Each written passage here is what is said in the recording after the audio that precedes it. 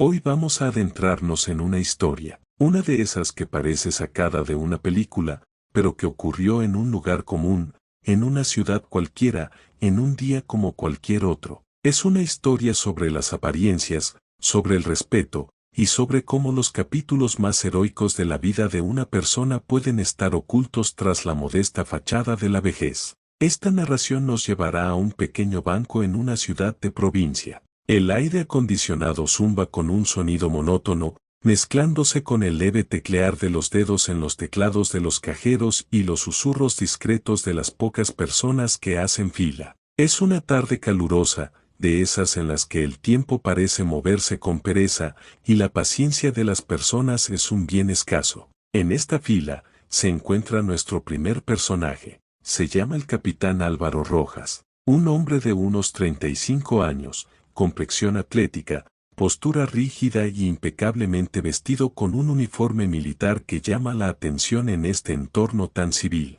Su rostro es severo, con una mirada que parece estar siempre evaluando, midiendo, juzgando. Lleva prisa. Su tiempo es valioso, cada minuto cuenta, y esta espera ociosa le parece un insulto a su productividad. Mira su reloj de pelcere con un gesto de fastidio, exhalando un suspiro audible de impaciencia. Justo delante de él, moviéndose con una lentitud que para el capitán Rojas resulta casi ofensiva, está un hombre anciano. Viste un abrigo modesto, un poco pasado de moda, pero limpio. Sus manos, surcadas de venas y manchas propias de la edad, tiemblan ligeramente mientras sostiene un pequeño talonario de cheques. Se toma su tiempo. Para él, cada movimiento parece requerir una concentración deliberada. Sus ojos, de un azul desvaído, parpadean tras unas gafas gruesas mientras intenta descifrar un formulario que la cajera le ha dado. El contraste no podría ser más evidente. La energía impaciente y vigorosa del militar contra la calma lenta y metódica del anciano. Dos mundos, dos velocidades, dos realidades completamente diferentes chocando en el espacio reducido de una fila de banco. La tensión comienza a crecer de forma palpable. El capitán Rojas cambia el peso de su cuerpo de un pie a otro. Mira a su alrededor, como buscando complicidad en los demás clientes. Una mirada de usted también ve lo ridículo de esta situación. Pero los demás evitan su mirada, absortos en sus propios asuntos o simplemente incómodos. Finalmente, el anciano se acerca a la ventanilla, coloca sus papeles con cuidado sobre el mostrador. Su voz, débil y un poco ronca, se eleva apenas por encima del zumbido del aire acondicionado. Le pide ayuda a la cajera para llenar el formulario. Él quiere hacer un giro, una transferencia a una cuenta que, explica con paciencia, pertenece a su nieto que estudia en otra ciudad. La cajera, una mujer joven y con cara de cansancio, asiente con una sonrisa profesional pero mecánica. Comienza a explicarle los campos que debe rellenar. El proceso, que para cualquier persona familiarizada con la banca sería trivial, para el anciano es un laberinto de números y casillas que lo confunden. Pregunta de nuevo. Disculpe, jovencita, aquí va el número de la cuenta o el de mi cédula. La cajera repite la instrucción, un poco más rápido esta vez. El anciano asiente, pero se queda quieto, procesando la información. Busca un bolígrafo en el bolsillo interior de su abrigo. Lo encuentra, pero la tapa se le resbeta de los dedos y cae al suelo rodando hasta los pies del capitán Rojas. Este es el momento, el punto de ruptura. La paciencia del capitán, ya fina como un hilo, se rompe por completo. No es solo la espera, es la lentitud, la torpeza, la fragilidad expuesta del hombre frente a él. Todo lo que él, como militar, desprecia, la indecisión, la falta de eficiencia, la vulnerabilidad. Con un movimiento rápido y brusco, el capitán Rojas se inclina, recoge el bolígrafo y no se lo devuelve. En su lugar, lo golpea ligeramente contra el mostrador. El sonido seco del plástico contra el mármol hace que el anciano se voltee, sorprendido. Y entonces, el capitán habla. Su voz no es un grito, pero corta el aire como un cuchillo. Es fría, cargada de una autoridad que no necesita elevar el tono para imponerse. Señor, dice el capitán, con un desdén palpable, ¿realmente es necesario ocupar tanto tiempo de todo el mundo? Hay personas que tenemos cosas importantes que hacer, asuntos de verdad. ¿No puede venir con alguien que lo ayude o en un horario con menos afluencia? Su falta de previsión está afectando a todos los que estamos detrás de usted.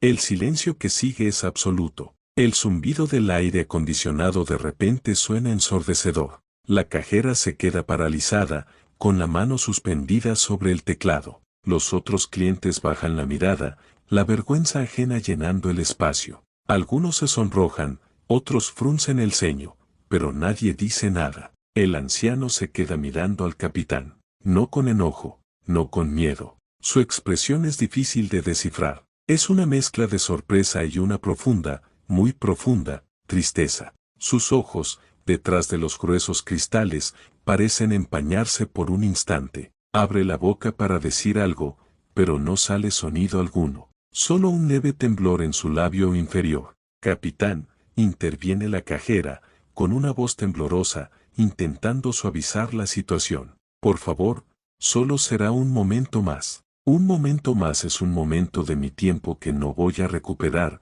responde el capitán, sin apartar su mirada del anciano. En el ejército aprendemos a ser eficientes, a no ser una carga para los demás. Tal vez le haría bien a algunos aprender lecciones similares. La humillación es pública, deliberada y cruel. El capitán Rojas se siente vindicado. Ha expresado su frustración y, en su mente, ha defendido el tiempo de todos los presentes. Se endereza aún más, satisfecho de haber resuelto el problema mediante la intimidación y la superioridad moral que siente que su uniforme y su posición le otorgan. El anciano, bajo el peso de esas palabras, parece encogerse. Ya no mira los papeles. Asiente lentamente, como aceptando un veredicto. Con una mano que ahora tiembla mucho más, toma el bolígrafo que el capitán dejó sobre el mostrador. Sus dedos se cierran alrededor del plástico con dificultad. Finalmente, con una voz que es apenas un susurro, le dice a la cajera que lo siente, que va a terminar rápido. Ya no pide más ayuda. Comete errores al rellenar los campos, mancha el papel con una nerviosa gota de sudor, pero se apresura, impulsado por la vergüenza y la urgencia de desaparecer de la mirada acusadora del militar. El capitán Rojas observa la escena con una mezcla de desdén y triunfo. Para él, el asunto está cerrado. Ha educado a un viejo entorpecedor y ha reafirmado su lugar en el orden natural de las cosas, los fuertes y eficientes arriba, los débiles y lentos abajo. Es una lógica simple, clara, y para él, incuestionable. El anciano termina su transacción. Toma el comprobante que le extiende la cajera, la mira agradecido a pesar de todo, y se da la vuelta. Al pasar frente al capitán Rojas, no lo mira. Mantiene la vista baja, fija en el suelo, como si buscara la tapa de su bolígrafo perdida. Camina hacia la puerta con esos pasos lentos y medidos que tanto habían exasperado al militar, y sale a la calle, absorbiéndose en la luz cegadora de la tarde. El capitán Rojas ocupa su lugar en la ventanilla con una sensación de alivio. Su trámite es rápido, eficaz, como debe ser. Firme, unos papeles, una orden de pago, todo resuelto en menos de 2 minutos. Ni una palabra de más. Al recibir su recibo, asiente con satisfacción y se da la vuelta para irse. Al salir del banco, el calor de la tarde lo golpea. Se ajusta la gorra y echa un vistazo a su reloj. Ha perdido más tiempo del que le hubiera gustado, pero al menos el obstáculo ha sido removido.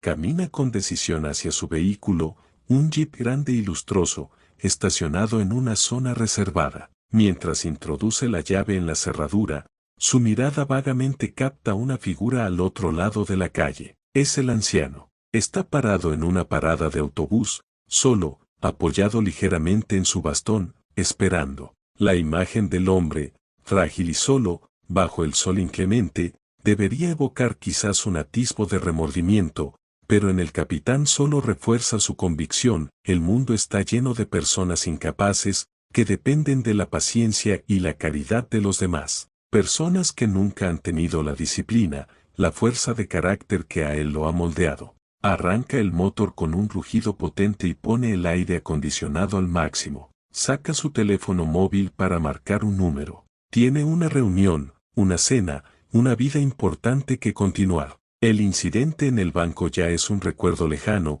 una anécdota trivial que quizás comparta luego como ejemplo de la ineptitud que abunda en el mundo civil. Lo que el capitán Rojas no sabe, lo que no puede siquiera imaginar mientras su jeep se aleja por la avenida, es que el viejo al que acaba de humillar, al que menospreció por su lentitud y su aparente irrelevancia, no es quien él cree que es. Ese anciano, de nombre Ignacio Valdés, lleva consigo no solo la humillación de unos minutos, sino el peso silencioso de una historia de valor y sacrificio que el capitán, con todos sus galones y su orgullo, apenas podría comenzar a comprender. Ignacio Valdés no es solo un viejo frágil, es un veterano de guerra, un hombre que décadas atrás, en junglas muy lejanas, vio cosas que hubieran quebrantado el espíritu de muchos y luchó por un ideal con una bravura que se ha desvanecido en la memoria de su país. La lección que el capitán Rojas cree haber impartido está a punto de volverse en su contra de la manera más profunda y humillante posible,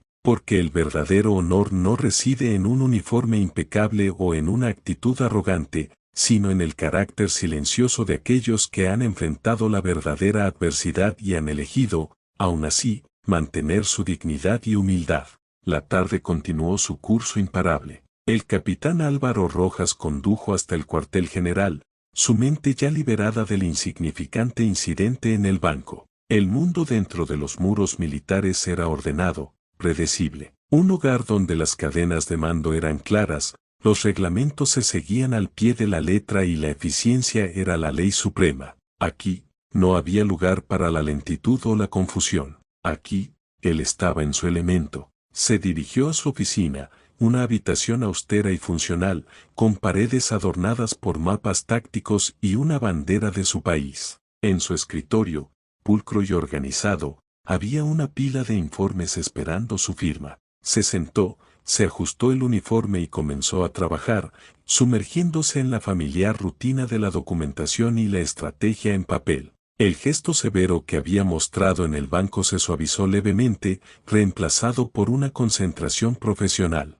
Para él, ese era el verdadero trabajo, los asuntos importantes de los que había hablado. Mientras tanto, en otra parte de la ciudad, el anciano, Ignacio Valdés, llegó a su humilde hogar. No era más que un pequeño apartamento en un edificio de pocos pisos, pero estaba limpio y era acogedor. Las estanterías estaban llenas de libros antiguos y en las paredes colgaban unas cuantas fotografías en blanco y negro, imágenes desvaídas de grupos de jóvenes henrientas con uniformes de otro tiempo. El aire olía a polvo y a memoria. Se sentó pesadamente en su sillón favorito, junto a una mesita donde había un teléfono antiguo de disco. El temblor de sus manos había cesado un poco, pero la pesadez en su corazón era palpable. La mirada del militar, las palabras cortantes, la humillación pública, habían removido algo en su interior. No era ira, al menos no la ira fogosa de la juventud.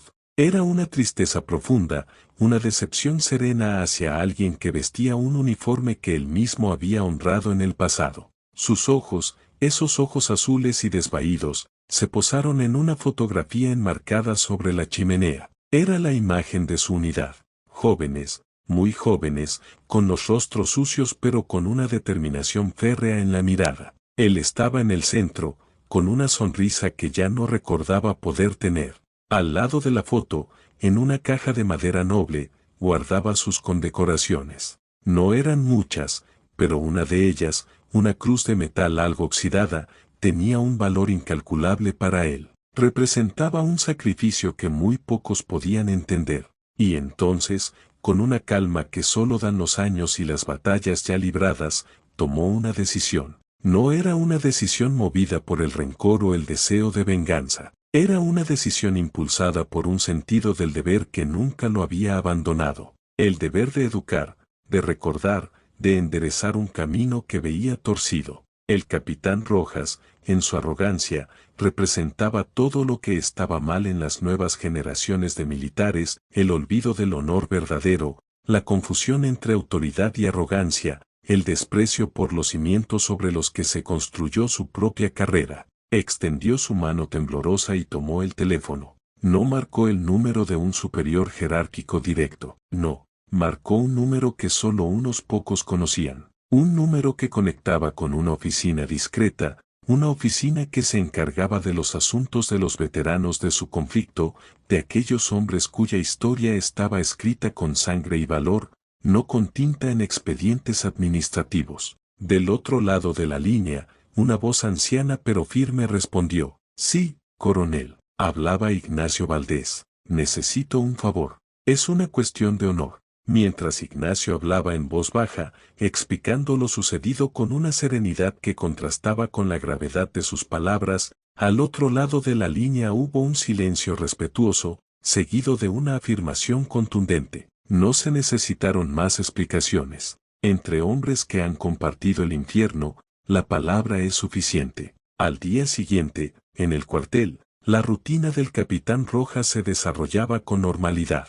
Asistió a una reunión matutina, impartió órdenes a sus subalternos, revisó el entrenamiento de los reclutas. Se sentía en control, el amo de su pequeño universo. Hacia el mediodía, su secretario le anunció por el interfono que tenía una visita. No era una cita en su agenda. «¿Quién es?», preguntó el capitán con impaciencia. «El suboficial de turno, señor. Trae un mensaje del despacho del general Méndez». El general Méndez, un nombre legendario, un hombre de la vieja guardia, un veterano de la misma guerra que Ignacio Valdés, un hombre respetado y, lo que es más importante, temido. Rojas se enderezó al instante. Una comunicación directa del despacho del general nunca era trivial. ¿Un mensaje? ¿Por qué no una llamada o un correo oficial? «Dile que pase», ordenó, intentando que su voz no delatara una leve punzada de inquietud.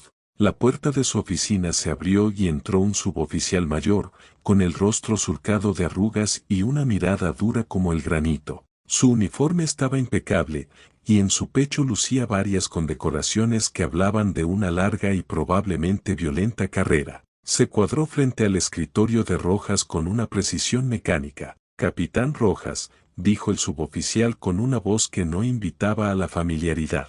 «Tengo el encargo de entregarle esto personalmente y de esperar una respuesta». Extendió un sobre de Manila, cerrado y sin identificación alguna. Rojas lo tomó, intrigado. Rompió el sello y extrajo una única hoja de papel. No era un documento oficial. No llevaba membrete, ni firma digitalizada. Era una simple nota, escrita a máquina, con unas pocas líneas de texto. Las leyó, y luego, las volvió a leer. La sangre comenzó a abandonar su rostro. Sus dedos, firmes y seguros hacía apenas un minuto, presionaron el papel hasta arrugarlo levemente en los bordes. La nota decía lo siguiente: «El honor no se lleva en el uniforme, se lleva en el corazón. Un hombre que desconoce su pasado está condenado a faltarle el respeto a su futuro. Mañana, a las 0600 horas, se presentará en las coordenadas adjuntas. Asistirá. Vestirá ropa civil, vendrá solo».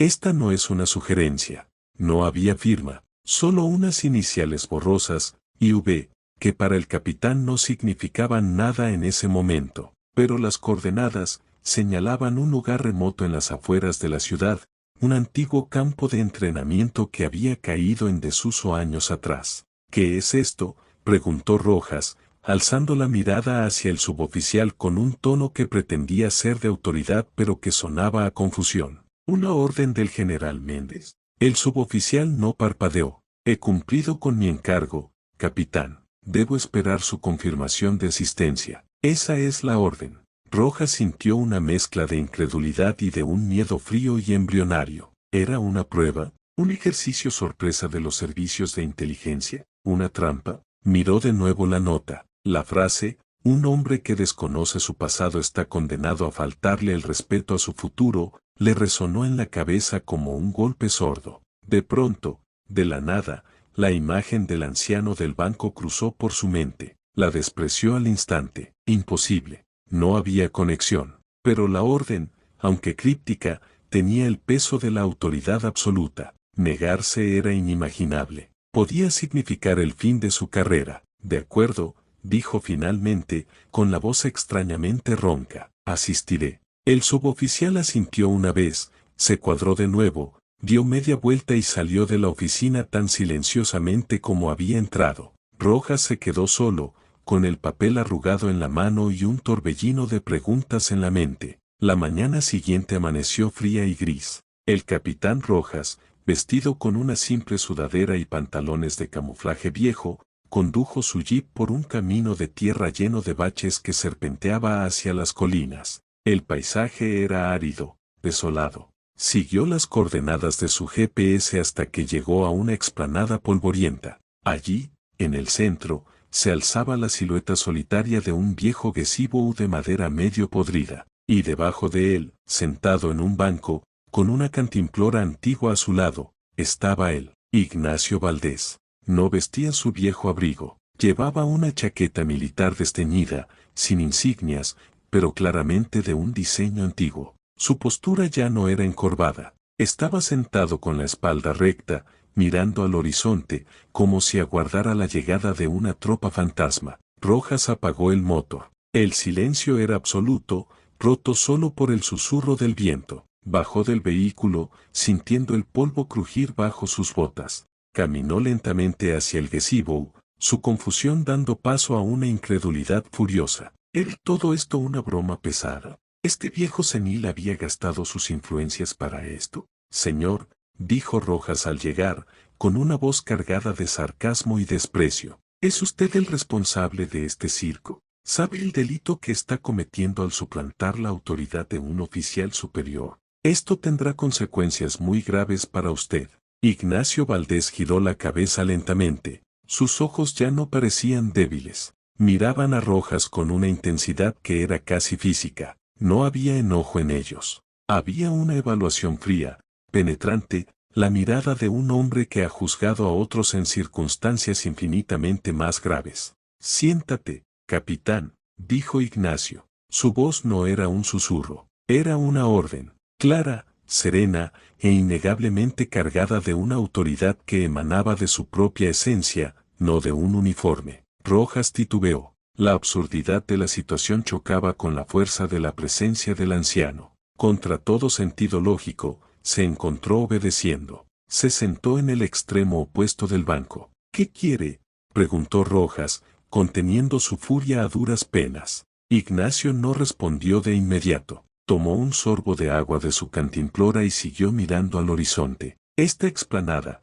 comenzó a decir Ignacio, como si estuviera hablando para sí mismo. En 1978, era un puesto de avanzada. Aquí, 50 hombres resistieron el embate de 2 compañías enemigas durante 3 días. No tenían apoyo aéreo, escasas municiones, agua putrefacta de un pozo, pero resistieron, porque tenían órdenes de resistir. Señaló con un dedo nudoso hacia un montículo de tierra a lo lejos. Allí, cayó el cabo Primero Esteves. Tenía 19 años. Una granada cayó en la trinchera. Él se tiró sobre ella. Salvó a sus 5 compañeros. No recibió ninguna medalla. Nadie recordó su nombre. Luego, señaló hacia un grupo de arbustos secos. Y allí, el soldado Ríos. Le dieron en el estómago. Murió despacio, gritando por su madre durante horas. Nosotros no podíamos hacer nada por él, solo escuchar. Teníamos que mantener silencio para que el enemigo no ubicara nuestra posición.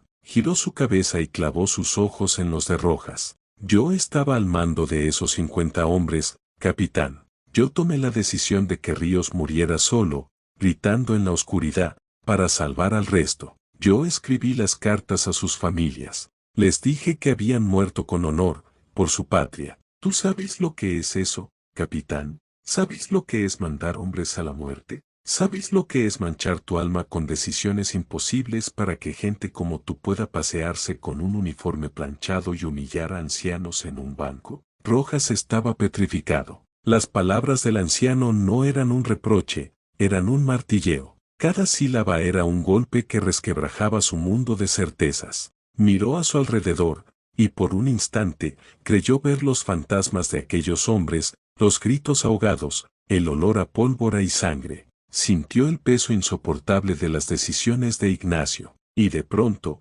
su propio honor, basado en informes puntuales y ejercicios de simulacro, le pareció ridículo, vacío, de juguete. Ese uniforme que vistes, continuó Ignacio, su voz ahora grave como una losa. Esa autoridad que ostentas, ese respeto que exiges, no te pertenecen, te fueron prestados. Son la herencia de hombres que dieron todo, que hicieron cosas terribles por un bien que quizás nunca vieron. Y tú, capitán, no eres su dueño, eres su custodio. Y hoy, has demostrado ser un pésimo custodio. Ignacio se levantó con un esfuerzo visible, pero con una dignidad inmensa. Se encaró a Rojas, que seguía sentado, paralizado por la vergüenza y el asombro. Mañana, a la misma hora, estarás aquí de nuevo, dijo Ignacio. No será una charla, será tu primera lección, la primera de muchas. Aprenderás lo que realmente significa este uniforme que tanto orgullo te da. Aprenderás sobre el sacrificio, sobre el honor verdadero, que no es gritar órdenes, sino compartir el sufrimiento de tus hombres. Aprenderás sobre el respeto, que no se exige, se gana con el ejemplo. Y tal vez, solo tal vez, puedas redimirte. Antes de que Rojas pudiera articular palabra alguna, Ignacio Valdés se dio la vuelta y comenzó a caminar lentamente, apoyado en su bastón, alejándose por el polvoriento camino, dejando al capitán completamente solo en medio de la explanada silenciosa, rodeado por los ecos de una guerra que nunca había peleado y de un honor que nunca había entendido. El viaje de vuelta a la ciudad fue el más largo de la vida de Álvaro Rojas. Ya no había ira en él, ni incredulidad. Solo una vergüenza abrasadora y una pregunta aterradora que resonaba en su interior si toda su carrera, todos sus logros, toda su autoimagen, habían sido construidos sobre una comprensión fundamentalmente errónea de lo que significaba ser un verdadero militar, y supo, con una certeza que le heló la sangre, que al día siguiente volvería a ese campo desolado a enfrentarse no a un viejo frágil, sino a un espectro de su propia ignorancia y a la sombra de un héroe al que había subestimado por completo. La lección apenas comenzaba. La noche anterior había sido la más larga en la vida del capitán Álvaro Rojas. No había dormido. Las palabras del anciano, de Ignacio Valdés, resonaban en su mente como los ecos de un tambor lejano y solemne. Se había sentado en la oscuridad de su living, mirando su uniforme colgado con precisión en el perchero. Por primera vez, no veía un símbolo de autoridad y logro,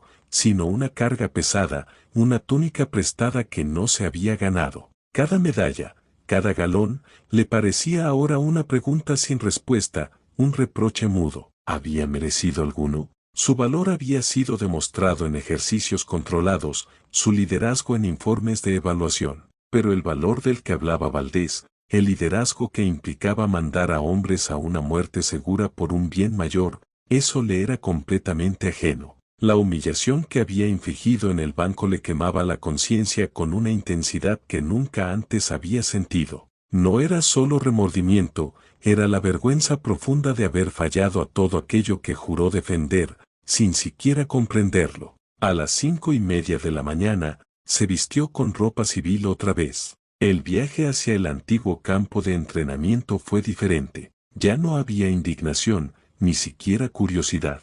Había una aceptación sombría, una determinación temerosa de enfrentar lo que fuera que Ignacio Valdés tuviera preparado. Sabía que no iba a una simple charla, iba a un juicio, y el juez sería su propio pasado, encarnado en la frágil pero inquebrantable figura de un veterano. Al llegar, el amanecer comenzaba a teñir el cielo de tonos anaranjados y grises. Ignacio ya estaba allí, de pie en el centro de la explanada polvorienta, apoyado en su bastón, contemplando el paisaje que se iluminaba lentamente. No se volvió cuando el jeep de Rojas se detuvo. Permaneció inmóvil, como una estatua conmemorativa. Rojas se acercó con paso lento, sintiendo el peso de cada pisada. Se detuvo a unos metros de él, esperando en silencio. El respeto que ahora sentía no era por el rango, sino por la historia, por el sacrificio que este hombre representaba. Ignacio finalmente habló,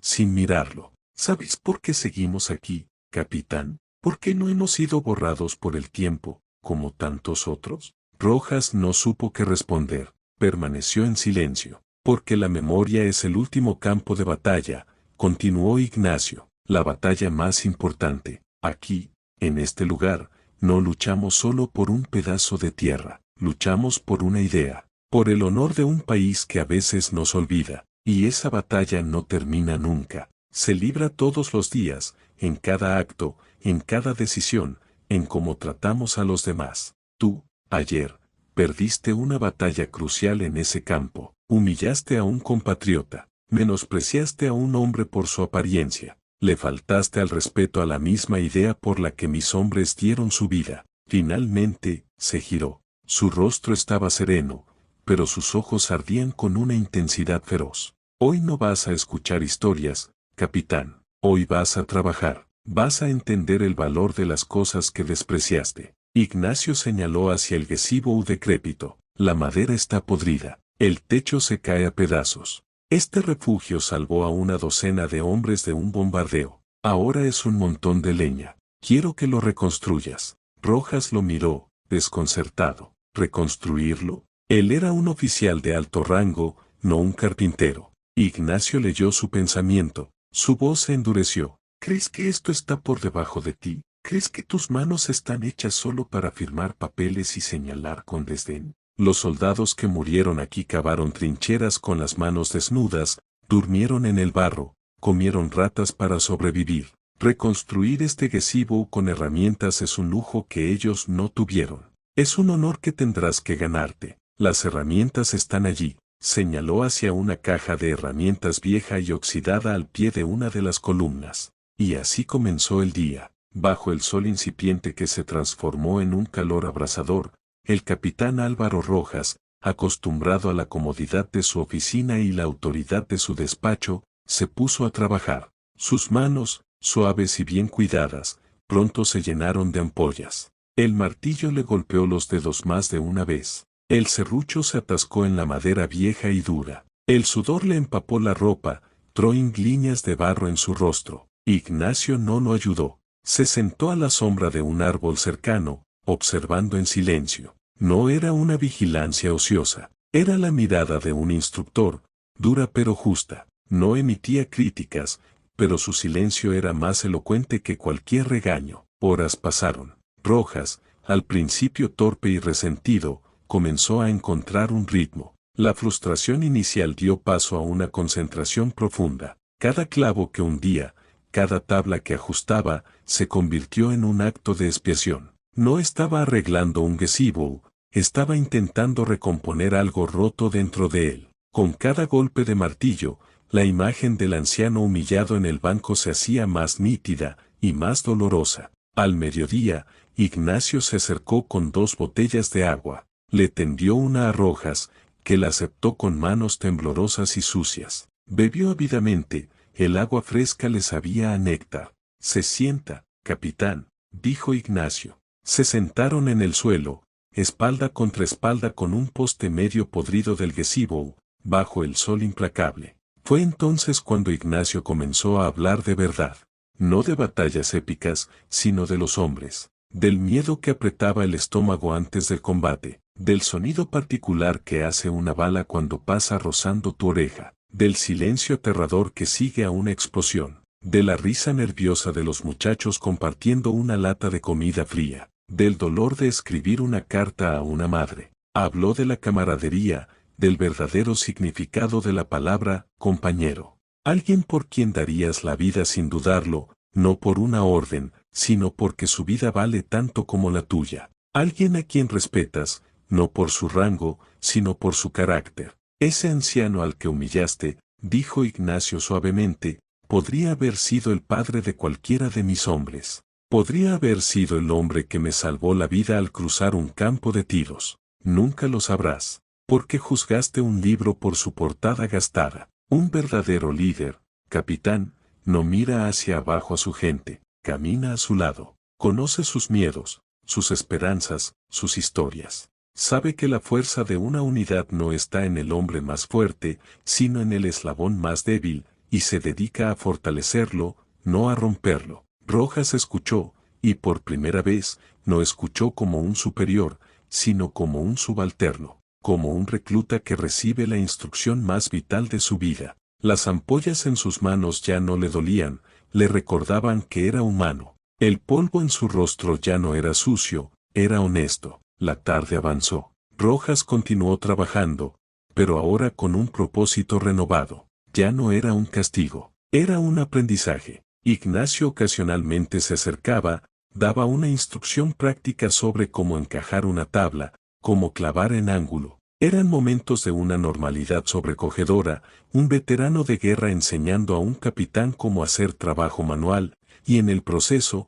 enseñándole lecciones de humildad, paciencia y respeto que ningún manual de ejército podría contener. Cuando el sol comenzó a descender, pintando el cielo de púrpura y oro, el gazebo estaba reconstruido. No era perfecto, las tablas estaban desparejas, los clavos sobresalían en algunos lugares, pero estaba sólido, estaba en pie. Los dos hombres contemplaron el trabajo terminado. El sudor se secaba en la piel de Rojas, cubierto de polvo y cansancio, pero su espalda estaba recta y sus ojos, por primera vez, tenían una profundidad que antes no poseían. Ignacio asintió lentamente. Mañana, dijo, vendrás aquí otra vez, pero no a trabajar, vendrás a rendir honores. Al día siguiente, Rojas llegó al amanecer, vistiendo su uniforme impecable, pero algo había cambiado. La arrogancia había desaparecido de su postura. Llegó y se cuadró frente a Ignacio, que lo esperaba de pie junto al gazebo restaurado. Ignacio no vestía su vieja chaqueta, llevaba su uniforme de gala, viejo y ajustado, pero limpio y digno. En el pecho, sobre el corazón, lucía sus condecoraciones. La cruz de metal oxidada centelleaba débilmente con la primera luz del sol. Sin mediar palabra, Ignacio comenzó a cantar, con una voz ronca pero firme, el himno nacional. Rojas, con la garganta apretada por una emoción que no podía contener, se unió a él. Sus voces se elevaron en la explanada desierta, un tributo a los fantasmas que la habitaban. Al terminar, se hizo un silencio profundo, solo roto por el canto de los pájaros matutinos. Ignacio se volvió hacia Rojas. Mira a tu alrededor, capitán. Esto es lo que defendemos. No son fronteras en un mapa, no son políticas o ideologías. Es la memoria de los que cayeron. Es el honor de los que sobrevivieron. Es el futuro por el que ellos lucharon. Un futuro donde un viejo puede ir al banco en paz, sin ser humillado por quienes se supone que deben protegerlo. Extendió su mano. Rojas la tomó. No fue un apretón de poder, sino de reconocimiento, de traspaso. La lección ha terminado, dijo Ignacio. Ahora, el trabajo comienza. Ve y sé el custodio que se supone que debes ser. Recuerda que el uniforme no te hace mejor que nadie, te hace responsable de todos. Ignacio Valdés dio media vuelta y comenzó a caminar, alejándose por el camino polvoriento por última vez. No era un viejo frágil anymore. Era un gigante, la encarnación viviente de una historia de la que Álvaro Rojas ahora se sabía parte, y de la que era responsable de honrar. Rojas se quedó solo, de pie frente al gazebo reconstruido. Su mirada recorrió la explanada, y ya no vio un terreno yermo, vio un santuario, vio el sudor de sus manos en la madera, y sintió que, por fin, había puesto algo de sí mismo en algo que valía la pena. Salió del campo de entrenamiento ese día como un hombre diferente. El camino de vuelta a la ciudad fue silencioso, pero su mente ya no era un torbellino de dudas. Era un lugar de paz y de propósito reencontrado. No se supo mucho de lo que pasó después. No hubo un ascenso espectacular ni un reconocimiento público, pero en el cuartel, los soldados bajo el mando del capitán Rojas comenzaron a notar un cambio. Ya no era el oficial distante y severo. Empezó a comer con ellos en el comedor, a preguntar por sus familias, a escuchar sus preocupaciones. Corregía con firmeza, pero nunca más con humillación. Exigía respeto, pero ahora lo daba primero. La historia del anciano y el militar se convirtió en una leyenda sorda en el cuartel, un rumor del que se hablaba en voz baja. Pero Álvaro Rojas nunca la contó, la vivió, y cada vez que veía a un anciano, no veía un obstáculo o una irrelevancia. Veía un libro de historia andante, una vida de batallas libradas y victorias silenciosas, merecedora de todo el respeto que el mundo pudiera brindar. Y en el jardín de su nueva casa, construyó un pequeño gazebo de madera con sus propias manos. No era perfecto, las tablas estaban desparejas, los clavos sobresalían en algunos lugares, pero era sólido, estaba en pie, y cada amanecer, antes de ir al trabajo, se sentaba allí con una taza de café, mirando el horizonte y recordando la lección más importante de su vida, que el verdadero honor no se gana en el campo de batalla de la guerra, sino en el campo de batalla del corazón humano. Si les gustó esta historia, no olviden suscribirse, darle like y comentar qué te pareció. Nos vemos en un próximo video.